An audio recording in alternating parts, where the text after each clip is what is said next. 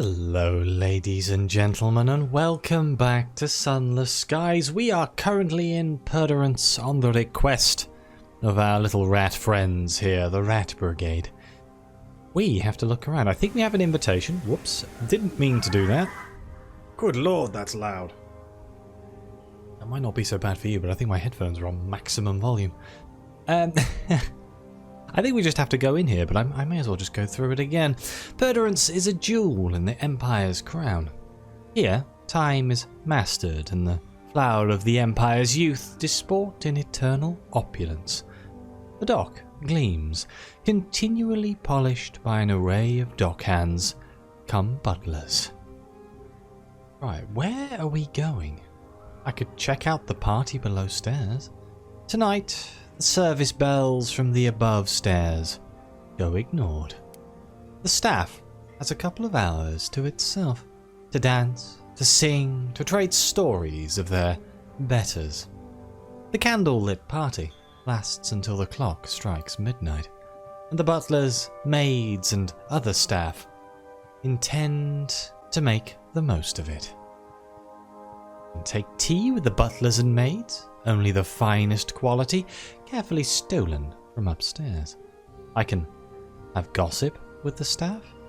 The guests upstairs forget that servants have ears, or I can exchange salon stewed gossip for a savage secret. That's a really good trade. You have some juicy tidbits of your own to share. I'm going to take tea though, because I think that might lower my terror.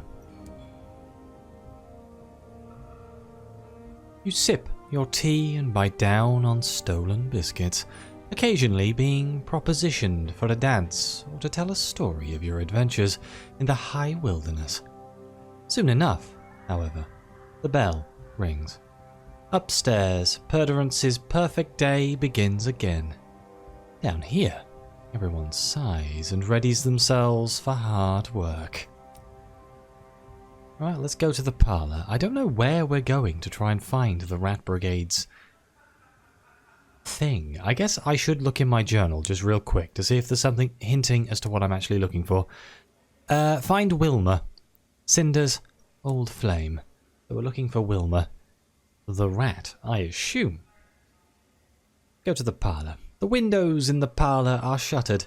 The light stained with pale yellows, blushing pinks, and bruised violets. Lit with the illusion of dawn, or perhaps dusk, you see a room cluttered with stiff-backed armchairs and decorative chaises, set against savagely floral wallpaper in shades of burgundy, violet, and Brunswick green. A portrait of the Empress, unsmiling, hangs in an ornate gilt frame. A few visitors mill about, casting speculative glances at the expedited butler, while they pretend to examine the decor. Well, let's write a port report while we're here. We'll get paid for it, if nothing else. Purderance is a jewel in the Empire's crown, where its favoured sons and daughters are pampered, protected, and preserved. The visitors are puffed up with importance and embarrassingly eager to tell you how they obtained an invitation to the half-light mask. Some through patronage or long service, others through less salubrious means.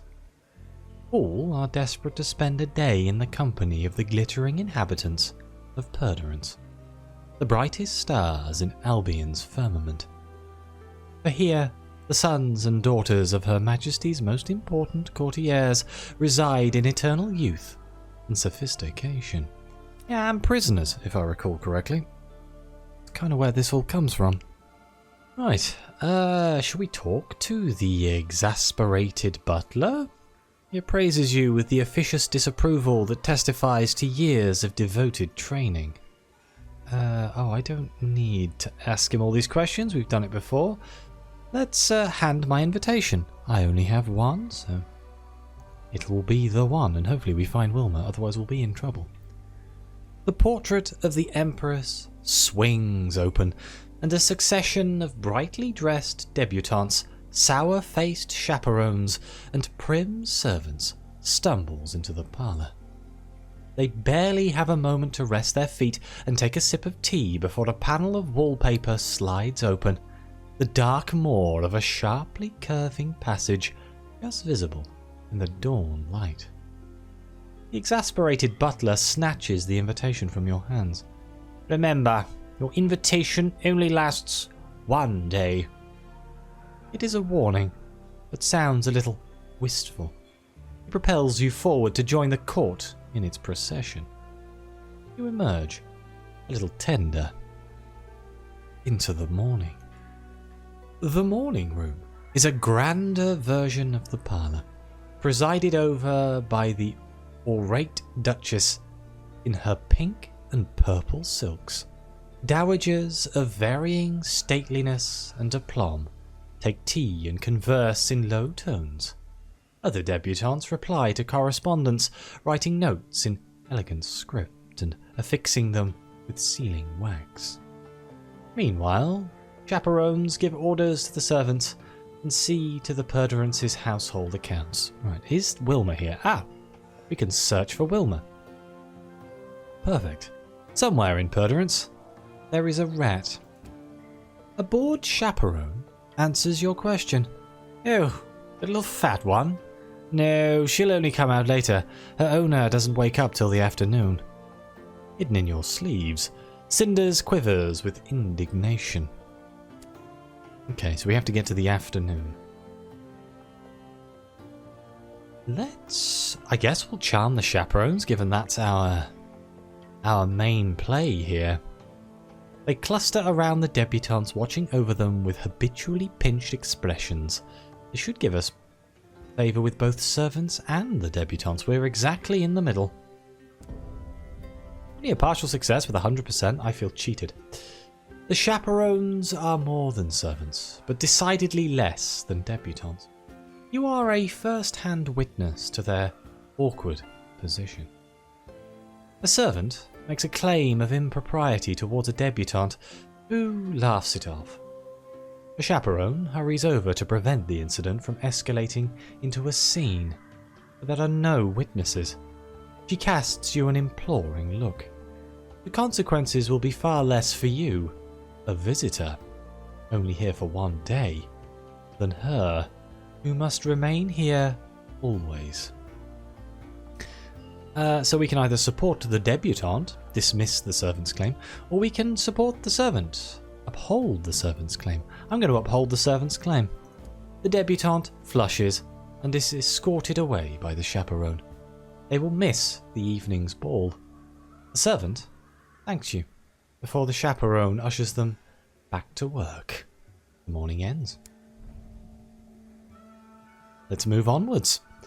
One of the dowager duchesses rings a bell. Conversation halts with practiced suddenness. Morning is over. Everyone arrays themselves in a procession according to their station.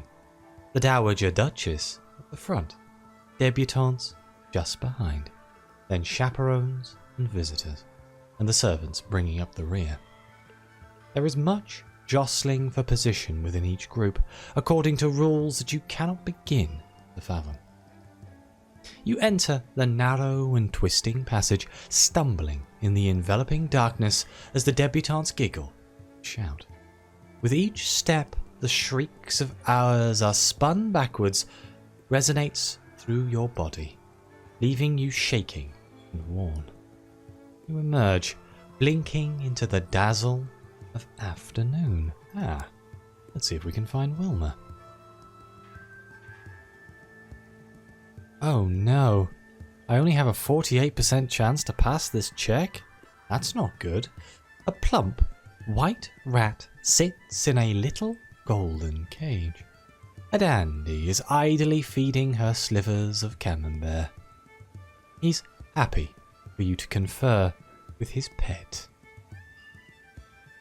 48% chance. I need everyone to cross their fingers. This will always advance the story, but it will change how Wilma acts. We failed. Wilma patters from the dandy's palm to yours. The whiskers twitch as Albrecht emerges from your sleeve. You're here for my part of the number. Albrecht nods solemnly. Wilma presses close to him. Dini, oh, good lord. That's German. Dein Schnurrhaar sind Opflefleg mein Leiber? I don't know how to speak German, I'm sorry. She whispers. The number is... You don't make out her words. She gives Albrecht a playful nip as she withdraws. Is Cinders here? Wilma asks you. Something moves in your sleeve, but nothing emerges. Wilma nods, wishes you luck, and returns to her cage. I wonder if Cinders gets involved if you get a positive check. And here we have some debutante's favour. In the afternoon has ended. Here, the curtains are pulled back with tasseled ropes, allowing the clockwork sun to spill its stark gold into the dining room. The long table is set with rows of gleaming china plates, patterned with delicate florals. Silver cutlery, polished to a high sheen, gleams atop a pristine tablecloth. Servants pour endless glasses of watered wine, or carry in the next in a stream of elaborate dishes. Well, let's move onwards. A dowager duchess gives a small nod, and the entire company rises as one. A passage opens behind the china cabinet, and the procession forms once more. Take a breath and step into the close, stifling darkness, trying not to fall behind as the passage contorts and coils. With each step, the shrieks of hours being spun backwards resonates through your body, leaving you shaking and worn. You spot a figure masked in a featureless black, their face covered by a smooth oval of polished obsidian. Who are they? It is an enormous relief to spill out into the evening at the grand ballroom. Everyone finds their place without a murmur, and courtly life is resumed, almost as though the terrors you just experienced never existed. It's evening. Hanging from the grand ballroom's ceiling is a vast ormolu gasolier, its spidery arms decked with cut crystal drops. It casts soft yellow brightness onto the masked dancers below as they whirl across the polished parquet floor. Music blends with the hum of genteel conversation and the stiff swish of starched crinolines. The half-light mask is in full swing. There is barely room to stand, much less move. I think we're in the same boat as we were last time. Let's see if we can assist the chaperones. The chaperones wear drab versions of the debutantes' masks, animals patterned in shades of brown and grey. They prowl the ball, ensuring that no one is getting too friendly. Hey, we succeeded this time. You help one break up the assignation between two of their wayward charges. The chaperone's eyes blaze with such indignance, you imagine the paste gems at her ears and throat gleam with reflected fury. As you drag the recalcitrant debutantes from behind the heavy fustian curtains, you notice that the glass of the arched windows behind them is covered in a layer of soot, blocking out any possibility of sunlight. I get a feeling that we're going to have just like not enough favour in any one group. So we can listen to the anxious chaperone. One of the chaperones approaches you as the evening ends. She has one blue eye and one green. I need your help. Or music stops. Somewhere below, a mechanical rumble can be heard. As the hour looms begin spinning, Perdurance's once perfect perpetual day all over again. Why have I got this? Unlocked when the councillor's daughter is Visit Perdurance and locate the presumptive heiress. Didn't I finish this quest?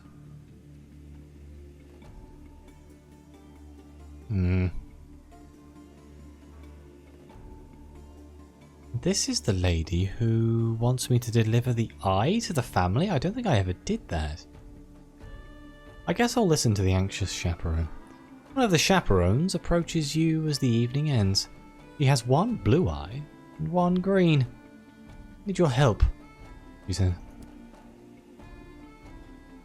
You're trusted by both servants and debutantes, and that is rare indeed. It inclines me to hope that you may be admirable. Thus, I ask you for a favour. You're a traveller. I trust something to your care. Without pause, she pushes her finger into her own eye socket and pulls the eye out with a wet pop. She holds it out to you expectedly. Are you expected to take this? Wait. On closer inspection, the eye is glass. Although the iris is inlaid with emerald and jet, flecked with gold. My family committed themselves to the Barbizon work world to pay off the debts. This will buy years off their service. I beg you, take it to them. You wrap the chaperone's eye in your cuff. Perhaps, if you're travelling that way. Sure, you've agreed to deliver the jewelled eyeball to the Barbizon. I swear I couldn't find her family when I tried to do this. And now we can move onwards. Okay, so I would have been able to do both anyway. Let's see what happens here. The music stops. Somewhere below, a mechanical rumble can be heard. One of the blacked out ballroom windows opens to reveal the passage back to the parlour at dusk, or perhaps dawn. The keening of the hours as they are spun backwards makes your legs weak and your heart pound. You feel unaccountably wearied.